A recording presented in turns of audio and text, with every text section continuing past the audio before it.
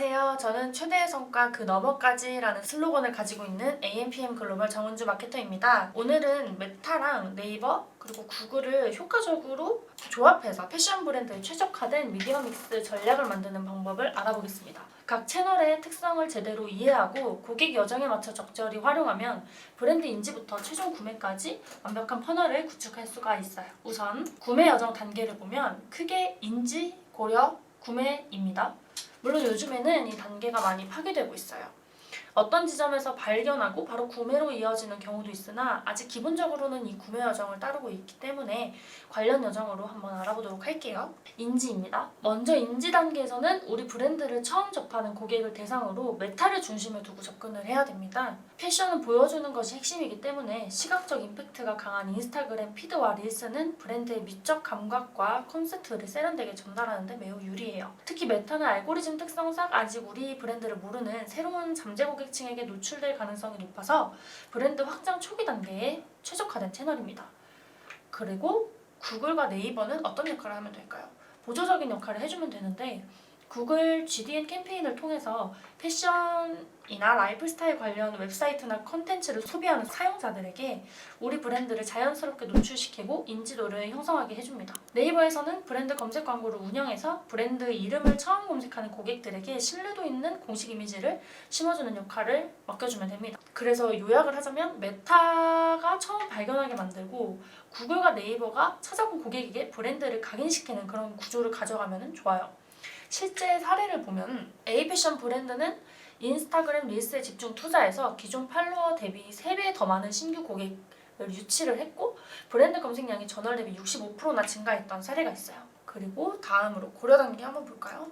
고려 단계는 브랜드를 인지한 고객이 실제 구매 후보군으로 발전하는 중요한 구간이에요.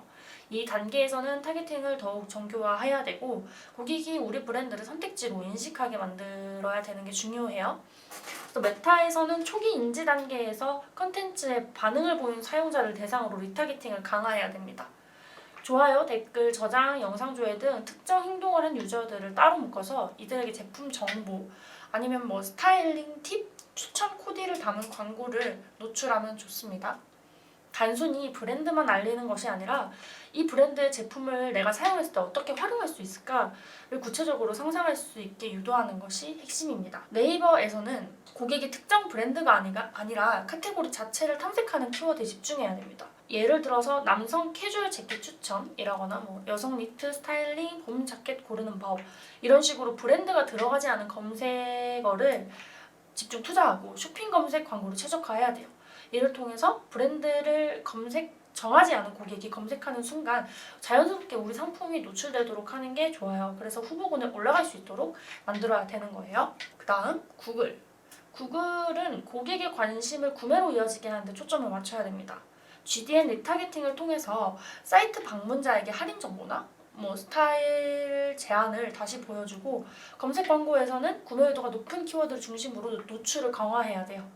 디맨드젠은 다양한 스타일 추천을 통해서 고객이 브랜드를 다시 탐색하게 만드는 역할을 하기 때문에 이렇게 구글 전 채널 그리고 구글과 네이버, 메타 전 채널을 유기적으로 활용하면 고려를 하고 있는 고객의 구매 결정을 효과적으로 끌어낼 수가 있게 되는 거예요. 실제 비패션 브랜드는 메타에 관심을 보인 고객을 구글과 네이버에서 다시 리타겟팅을 해서 구매 전환율을 27%나 올렸던 사례가 있습니다. 구매, 이제 본격적인 구매 단계입니다. 이 시점에서는 네이버를 주도적으로 활용을 해줘야 됩니다. 실제 구매로 이어지도록 유도하는 것이 핵심인데요. 특히 브랜드명을 넣은 키워드를 하면 좋아요. 예를 들면 브랜드명 울코트, 브랜드명 슬랙스처럼 구체적인 제품명 플러스 브랜드 키워드를 중심으로 쇼핑 검색 광고를 하면 좋습니다.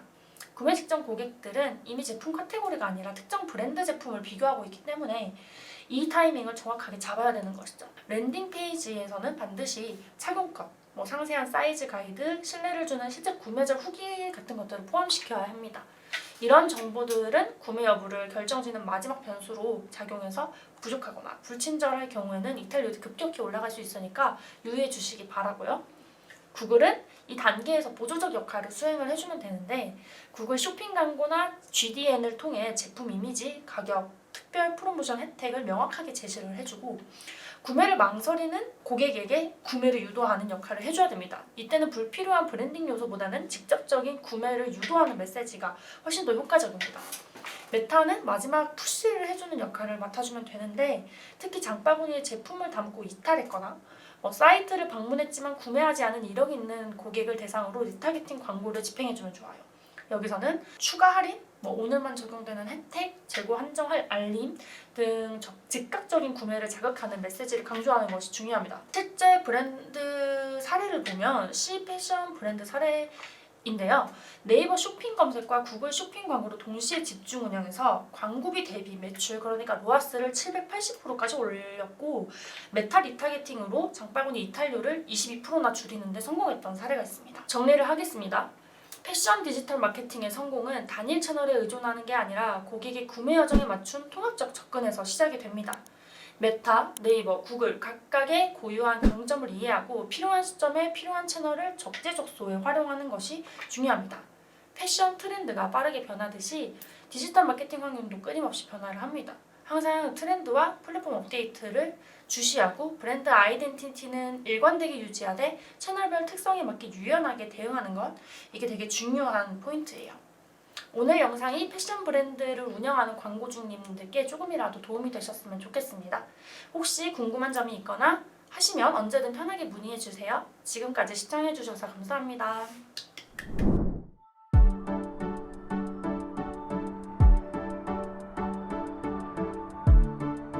구독과 좋아요는 컨텐츠 제작에 힘이 됩니다.